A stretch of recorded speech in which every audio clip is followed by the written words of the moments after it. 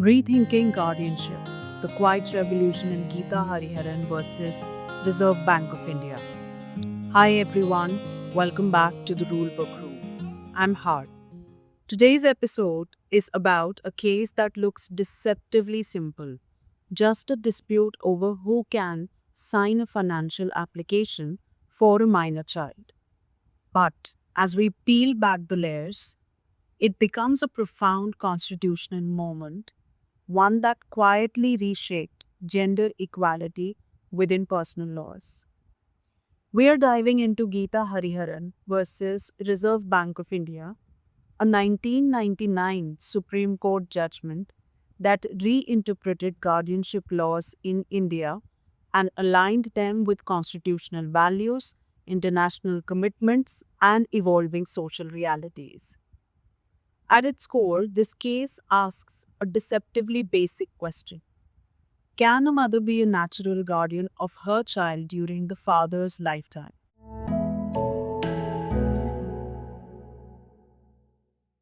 The case actually arises from two connected writ petitions, both challenging the same legal provision. Let's discuss about the first petition. Geeta Hariharan, a well-known writer, and her husband, a medical scientist at JNU, applied to the Reserve Bank of India to invest 20,000 rupees in 9% relief bonds in the name of their minor son.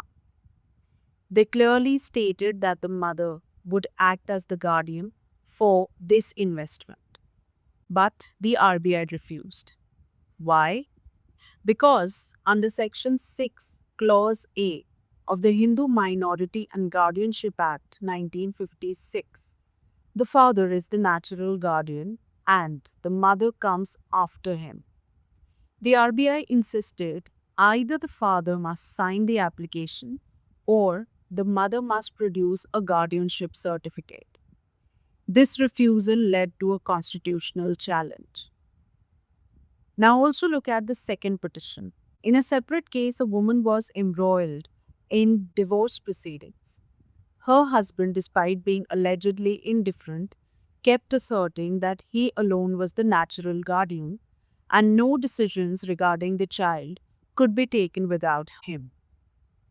She challenged the same provision, Section 6, Clause A, Hindu Minority and Guardianship Act 1956, and also Section 19, Clause B, Guardians and Wards Act 1890.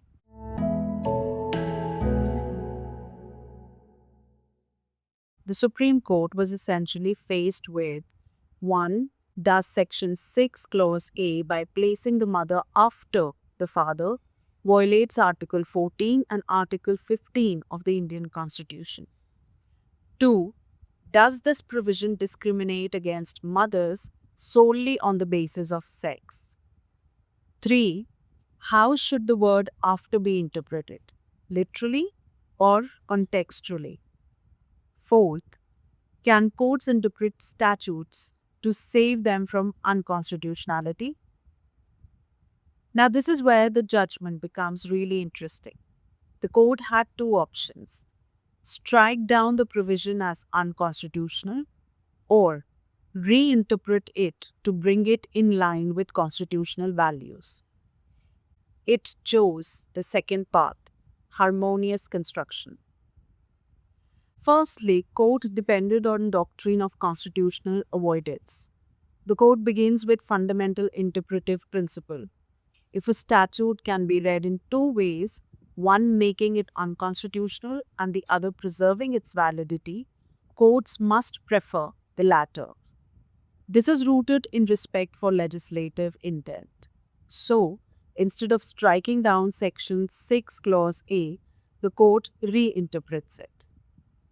Second, the court gave meaning to the word after, which became a turning point. Traditionally, after was understood as after the lifetime of the father. But the court rejects this. It holds after does not mean after death. It means in absence of. And absence is interpreted broadly. physical absence, emotional indifference, mutual arrangement between parents, inability, mental or even physical. This is a contextual, purposive interpretation. The third way to go about this judgment by the court was to deal with welfare of the child principle. The court anchors its reasoning in a long-standing principle. The welfare of the child is paramount. This principle overrides rigid statutory interpretation. Even if the father is alive, if he is not acting in child's best interests, the mother can step in as natural guardian. Fourthly, the court also go into reading statutes with constitutional values. It explicitly ties its interpretation to Article 14, which deals with equality before law, and Article 15, which discusses non discrimination on grounds of sex. A literal reading would subordinate the mother's role, create gender based hierarchy, which is constitutionally impermissible. So the statute must be read through the lens of constitutional morality. Fifthly, the court uses precedents. The court relies on Jijabai Vittal Rao Gajre versus Pathan Khan. In that case, the father was alive but absent in practice. The mother managed all affairs. The court had already recognized her as the natural guardian. This case becomes the doctrinal foundation for expanding the meaning of absence. Sixthly, the judgment also becomes globally aware when it deals with international law influence. The court refers to Convention on the Elimination of All Forms of Discrimination Against Women. It's a Beijing Declaration. India had ratified CEDAW in 1993.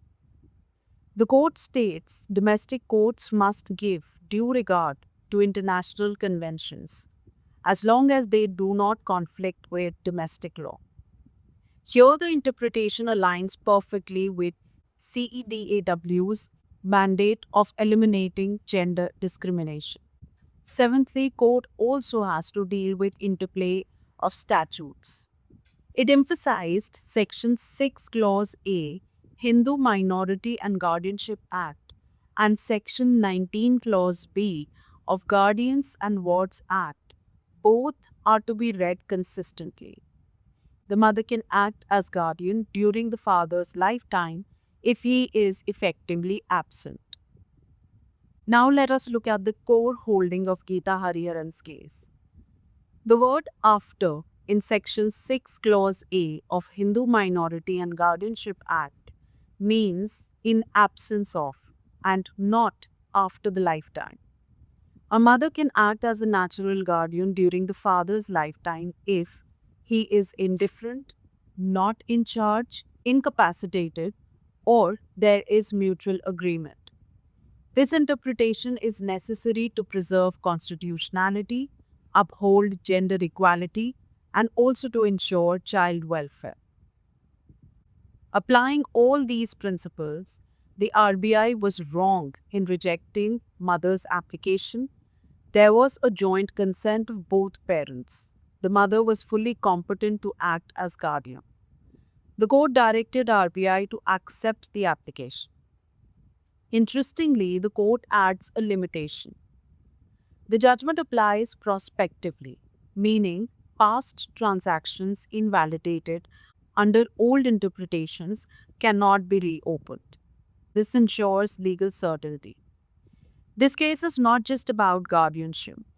Its broader significance lies in the fact that it represents a shift from patriarchal statutory reading to constitutional and gender sensitive interpretation. It reinforces that equality is not abstract, it must shape how laws are read. And it also reinforces that personal laws are not immune from constitutional scrutiny.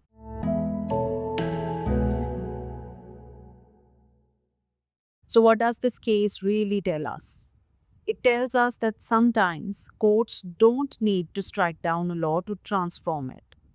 They can simply reinterpret it, reshape it, reclaim it. In Gita Hariharan, the Supreme Court didn't rewrite the statute. It simply changed how we read one word, after. And in doing so, it restored dignity to mothers, centered the welfare of the child, and aligned personal law with constitutional morality and international commitments. A small linguistic shift, a massive constitutional impact. That's all for today's episode. If you enjoyed this deep dive into constitutional interpretation and gender justice, stay tuned. We'll continue exploring cases where law evolves not through revolution, but through careful, thoughtful reinterpretation. See you next time. Until then, bye.